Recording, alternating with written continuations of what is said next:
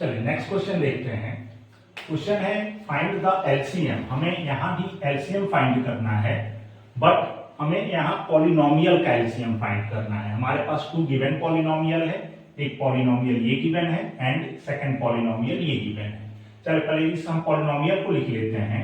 हमारे पास जो दो पॉलिनोमियल गिवन है, एक है 96 x minus 1 x plus 1 square and x plus 3 power 3 and second polynomial हमारे पास गिवन है 64 x square minus 1 x plus 3 and x plus 2 square. ये दो पॉलिनोमियल हमारे पास गिवन है।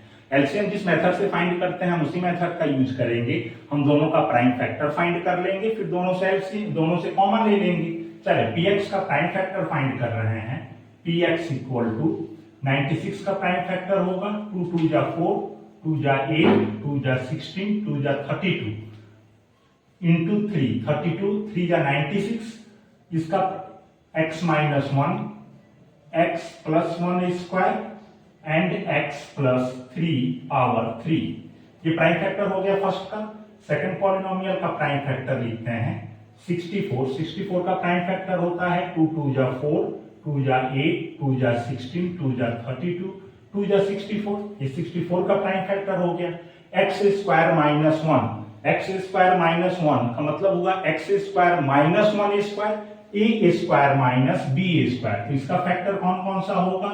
x प्लस 1 होगा और x माइनस 1 होगा। यह है हमारा x प्लस 3 और ये है x प्लस 2 का स्क्वायर। ओके, अब एलसीएम, अब दोनों का प्राइम फैक्टर आ गया। अब दोनों में से बस हम कॉमन ले लेंगे, हमारा एलसीएम फाइंड हो जाएगा। एलसीएम में देखें, यहाँ 2 का पावर 1 2 3 4 5 है और यहाँ 2 का पावर 1 2 3 4 5 6 है। तो हमारा जो एलसीएम कॉमन आएगा वो क्या आएगा? 2 का पावर 6 आएगा। इसके बाद क्या बचा? 3 का पावर 1, तो ये 3 हमारा कॉमन आएगा। यहाँ x प्लस 1 है और यहाँ x प्लस 1 का स्क्वायर है, तो ये हमारा कॉमन क्या आएगा? x प्लस 1 का पावर यहाँ 1 है और यहाँ x प्लस 1 का पावर 2 है, तो हमें कॉमन क्या मिलेगा? x प्लस 1 का पावर 2। ये कॉमन हो गया।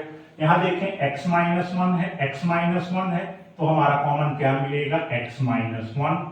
यहाँ देखें x प्लस 3 और x प्लस 3 हाईएस्ट पावर क्या है? 3 है, तो कॉमन हमें क्या मिलेगा? x प्लस 3 का पावर 3 और हाईएस्ट पावर इसका क्या है? x प्लस 2, x प्लस 2 का पावर 2। ये हमारा एलसीएम होगा। चलिए इसको मल्टीप्लाई कर लेते हैं।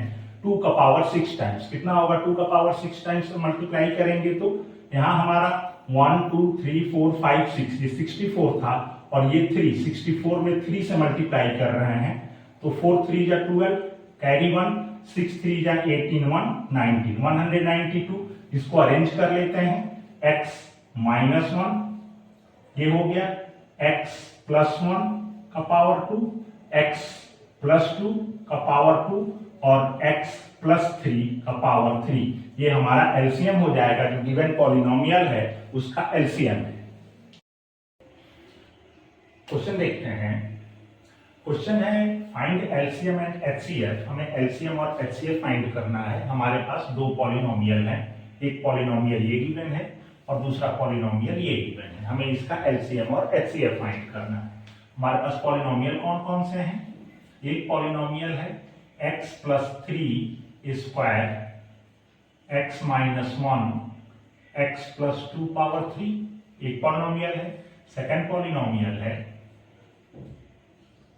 x plus 3 x minus 1 square and x plus 2 square. हमें इन दोनों पॉलिनोमियल का एलसीएम और एचसीएफ दोनों फाइंड करना है।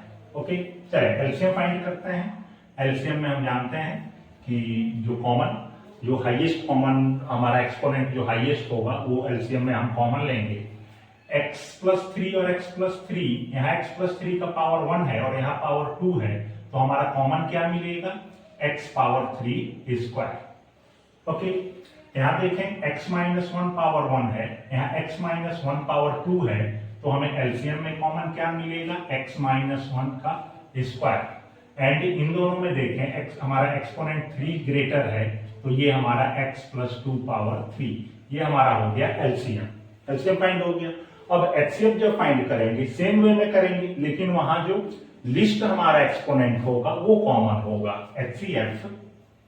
एचसीएफ इक्वल टू, अब दोनों में जो लिस्ट होगा, ये तो हमारा ग्रेटेस्ट था, तो ये जो ग्रेटेस्ट होता है वो एलसीएम में कॉमन आता है, और जो लिस्ट होता है वो एचसीएफ में कॉमन आता है। तो इन दोनों में एक्सपोनेंट लिस्ट x प्लस 3 का है, तो ये x प्लस 3 होगा। इन दोनों में लिस्ट जो एक्सपोनेंट है ये x माइनस 1 का होगा, और इन दोनों में जो लिस्ट एक्सपोनेंट है वो किसका होगा, x प्लस 2 का स्क्वायर होगा। एलसीएम फाइंड हो गया, एचसीएफ फाइंड हो गया।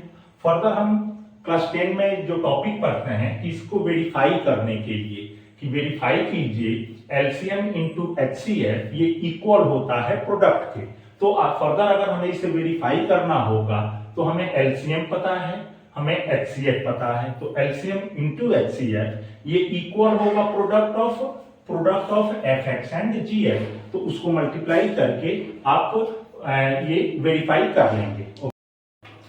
चलें इस क्वेश्चन को देखते हैं। क्वेश्चन में है a equal to p square q power 3 r to the power n and b equal to p power 3 q power n r square, where p q r are prime numbers. p q r जो है ये prime numbers है। Prime factorize, prime numbers कहने का मतलब हुआ कि ये प्राइम फैक्टर दिया हुआ है a और b का, जहां LCM of a and b p power 3 q power 4 r power 3, then हमें वैल्यू फाइंड करना है 3n माइनस 2m का। ठीक है, देखते हैं इस क्वेश्चन को। हमारे पास गिवन है a equal to p square q power 3 and r to the power n and b equal to p power 3 q power m and r square. a और b का ये प्राइम फैक्टर दिया हुआ है। पहले हम फाइंड कर लेते हैं कि हमारा एलसीएम क्या होगा ए और बी का।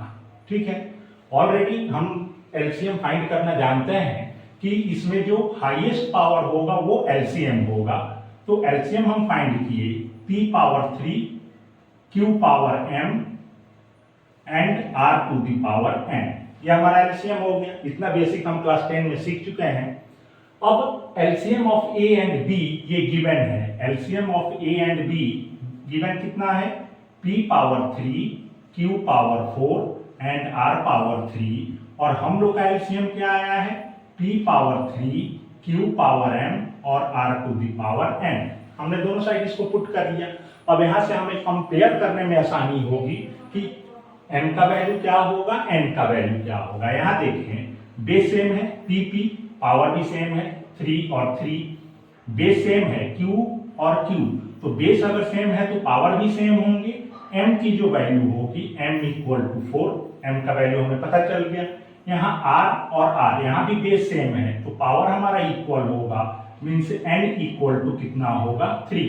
हमें m और n का वैल्यू पता चल गया। हमें फाइंड क्या करना है, 3n माइनस 2m। हम वैल्यू फाइंड करते हैं 3n माइनस 2m। अब केवल हमें वैल्यू पुट कर देना है 3 इंटू n का वैल्यू कितना है 3 माइनस 2 इंटू m का वैल्यू कितना है 4। ओके, 3 3 जा 9 माइनस 2 4 जा 8, 9 माइनस 1 8, 9 माइनस 8 हमारा आंसर कितना होगा 1।